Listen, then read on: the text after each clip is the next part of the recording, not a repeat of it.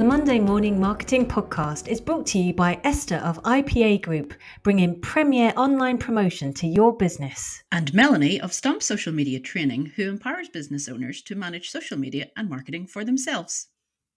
And welcome back to another episode of the Monday Morning Marketing Podcast. Today we're joined by Kerry Hall, founder of a website that will be very useful for a lot of people, including ourselves, called awareness-days.co.uk. It even rhymes and everything, slips right off the tongue. Welcome, Kerry. How are you? Hi, very well, thank you. And thank you for having me along today. We're very glad that we could finally pin you down because we've been trying to get you for a while. And between one thing and another, we're all very busy women, but we're glad that you're here now. So, awareness-days. Why is it important that we know about awareness days, or what are awareness days? But first, here's a quick message from our sponsor. Get ready to be a social media superstar with Feed Alpha. Their friendly AI and super simple tools make it a breeze to see what your followers are into. That means you can post the cool stuff they love, right when they're most likely to see it. Check out feedalpha.com to find out more and take your social media to the next level. So awareness days are days that can either just highlight the specific causes or specific products, and it can really help you promote what you're doing on social media. So for example, nowadays it's really important that your content is relatable and authentic, and it just brings your content back to what people are talking about in the real world in everyday life. And I set up this website because I wanted sources of inspiration for content ideas, because I also run a business called Summit Consulting, and it's a digital marketing consultancy where I help businesses with things like content, social media, email marketing, Facebook ads, those kinds of digital marketing activities. And I was having to go to lots of different sources to find out about awareness days that were coming up. And I found a lot of them were very American and not specific to the UK or Irish market. So to cut a long story short, I've ended up with this website. It's called awareness-days.co.uk, which is a really comprehensive source of awareness days, public holidays, and major sporting and cultural events. So you can go into the website and see what's coming up so you can plan your content. And it's really important to plan your content because I really believe that success is scheduled. So, you can go in, see what's coming up in a month's time, in 3 months' time, and craft your content accordingly. That was interesting. Both myself and Esther heard you say success is scheduled, and we both wrote it down at the same time. We did. Love it. Love it.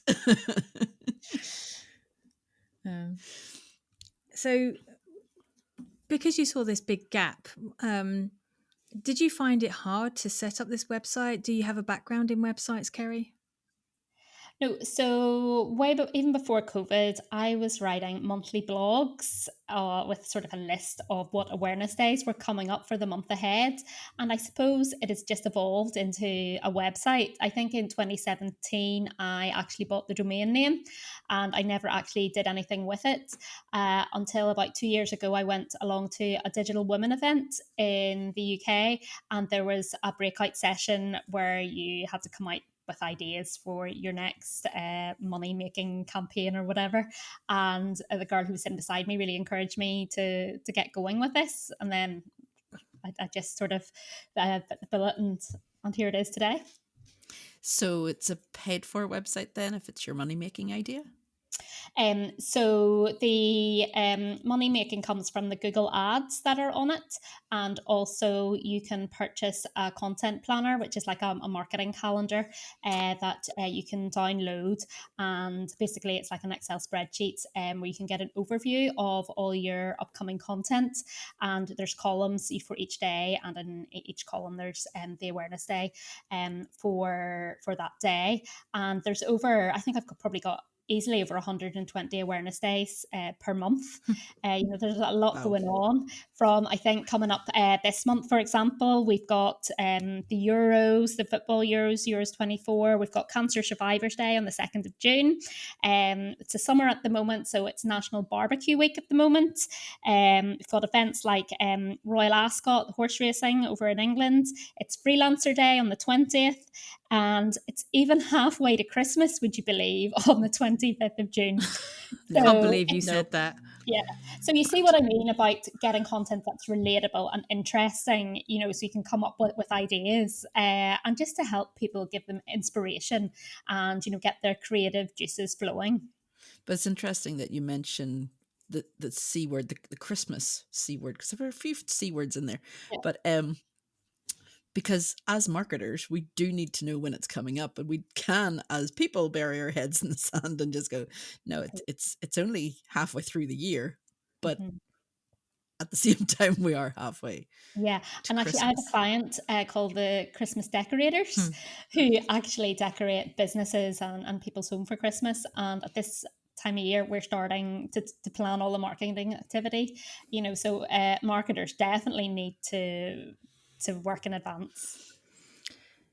With the scheduling that people have to put into place, do you suggest how often they need to post as well? Or, is there a particular niche that you cater for better? Or are you trying to be sort of all encompassing in your awareness-days website? So there's two pieces on that. In terms of telling people how often they need to post, that's not included at all on the website. When you click through into each awareness days, it gives you suggestions for content that you could go out with, and also at the bottom there's, I think, 30 hashtags that you could include in your posts if you wanted. And then sorry, what was the second piece? I don't know. Sorry, it just went out of my head. Oh, it went out of all of ours. Answers on a postcard, guys. Yeah. Anybody listening to this, play back and let us know. The niching. And the second part, in answer to your question, is that there are there are probably over 1,000 awareness days on the website, at least 1,000 days. But there is a section called categories, and it is broken down into different categories. So there's ones for animals, there's one for business and finance, there's one for schools and education, there's one for environment, so there's one for health. So if you work in a certain industry, you can sort them by category. So there's something for everyone, that's what you're telling us. Mm-hmm. Yeah, no, definitely.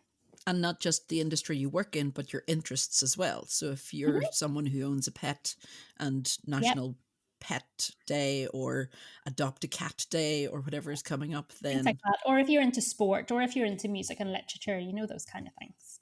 Yeah. Okay. So how often should people use these awareness days? Should that just be their content? Well, no, they should use. I think you should get into a content creation schedule. So maybe once a month you're setting time aside to plan out your content.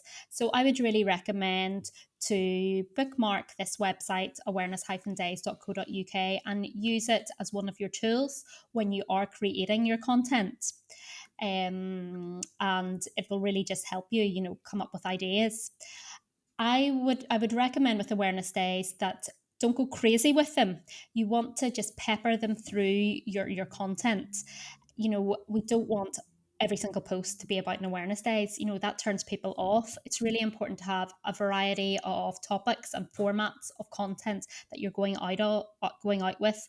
And awareness days could be like what we call content. It could be one of your content pillars or a subcategory of one of those content pillars. That's really interesting, actually. How many content pillars do you feel people should try and build so that they can build a relevant scheduling profile for them?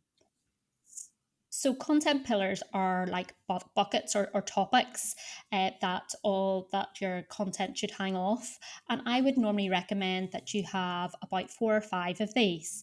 So if we take the example of a hotel, you might have your services as one of them, your the hotel, everything about the hotel, everything about your restaurants, and then you might have another one that is about things that are going on in your area or reasons why people will come to your hotel. And then the awareness days could be off that one. So then you'd have things like Valentine's Day, Mother's Day, those kind of things. Does every piece of content have to include an image, do you think? It really would depend on what channel you're talking about.